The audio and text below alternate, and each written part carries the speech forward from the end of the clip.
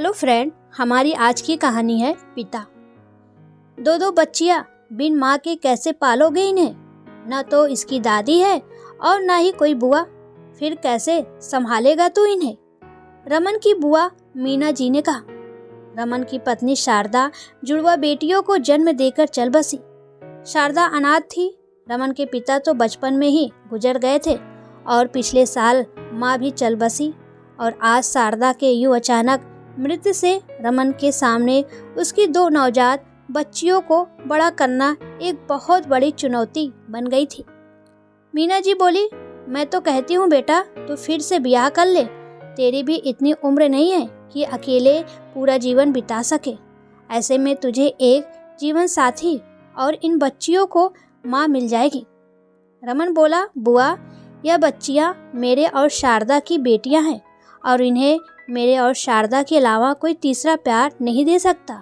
मैं इन्हें माँ पापा दोनों का प्यार दूंगा। मैं अकेला ही पालूंगा अपनी बेटियों को।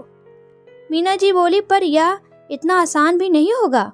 बच्चों को बड़ा करना, पैसे कमाना, घर संभालना, यह सब तू अकेले कर लेगा? देख रमन, कहने में और करने में काफ़ी फर्क होता है। ऐसे तो तू हर काम बिगाड़ लेगा। मेरी बात मान ले। रमन बोला, नहीं बुआ, जो मैं कह रहा हूँ पूरे होश में कह रहा हूँ। जब पति मर जाता है तो पत्नी भी तो सब कुछ अकेले संभाल लेती है, फिर मैं क्यों नहीं कर पाऊँगा? इसके बाद रमन ने हमेशा वर्क फ्रॉम होम किया, जिसकी वजह से उसकी कभी प्रमोशन नहीं हुई। पर वह फिर भी खुश था, क्योंकि वह अपनी बेटियों को अपनी आंखों के सामने बढ़ते हुए देख पा रहा था। वह घर से काम करते हुए घर को भी संभालता और अपनी बेटियों को भी। समय बीतता गया और रमन की दोनों बेटियां अब बड़ी हो गई थी, पर वह दोनों बिल्कुल अलग स्वभाव की थी। उन्हें रमन की टोका टाकी बिल्कुल भी पसंद नहीं आती। वह रमन को बिना बताए कभी भी घर से चली जाती थी। रमन अगर कुछ भी पूछता तो वह कहती कि पापा, आप हमारी मम्मी बनने की कोशिश मत कीजिए, अब हम बड़े हो गए हैं। मेरी किसी भी फ्रेंड के पापा यूँ औरतों की तरह घर पर बैठे उनकी निगरानी नहीं करते। पता नहीं क्यों आप हम पर इतना रोक टोक लगाते हैं। मम्मी को तो कैद में ही रखते होंगे।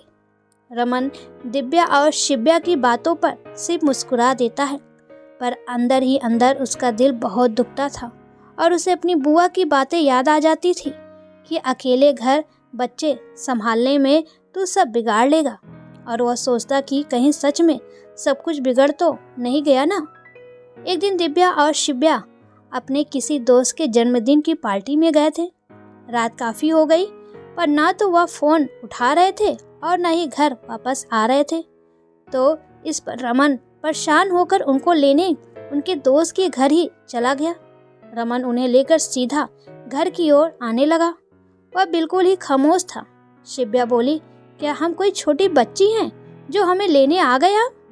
दिव्या बोली, हमारी कितनी बेइज्जती करवा दी दोस्तों के सामने और अब ऐसे खामोश हैं जैसे पता नहीं हमने कितना बड़ा गुनाह कर दिया। रमन उनकी बातों का कोई जवाब नहीं देता और अगली सुबह जब दोनों उठती हैं तो उन्हें रमन कहीं भी नहीं दिखता। वह परेशान होकर अपनी बुआ दादी के यहाँ फ़ोन करती है और कहती है, दादी, पापा आए हैं क्या? वहाँ एक तो गलती करते हैं, ऊपर से खुद ही नाराज होकर घर से चले जाते हैं। तंग आ गए हैं हम तो पापा से।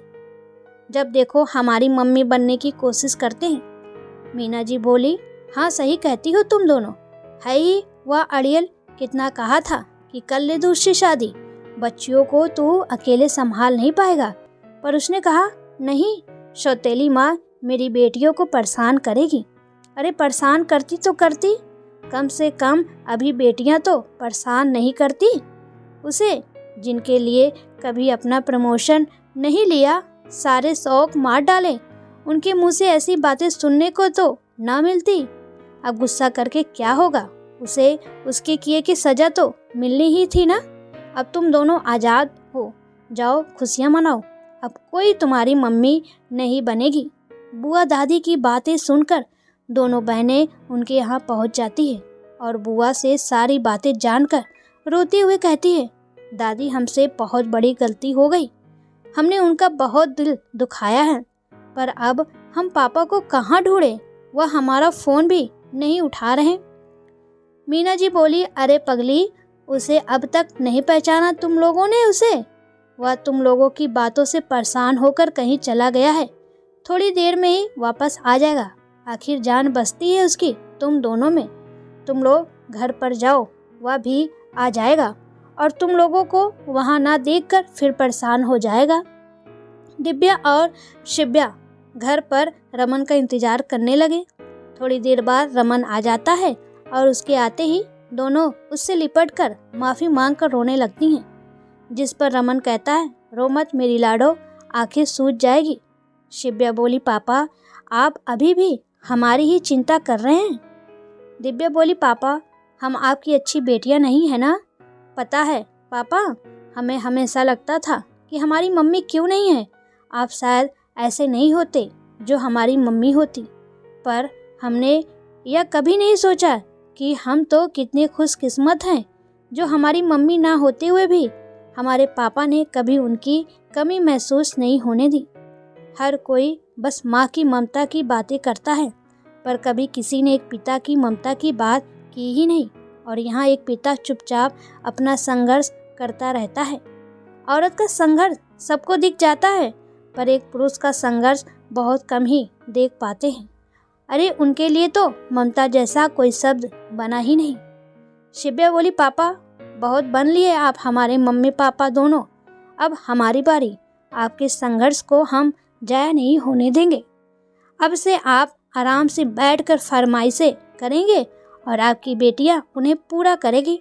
रमन मुस्कुराकर मन ही मन सोचता है, चलो मैंने आखिरकार अकेले सब कुछ संभाल ही लिया, बिगड़ते बिगड़ते ही सही सब कुछ बचा लिया। दोस्तों आप ही बताइए, है कोई शब्द जो पिता के ममता को व्याख्या करे? कमेंट में ज़रूर लिखें।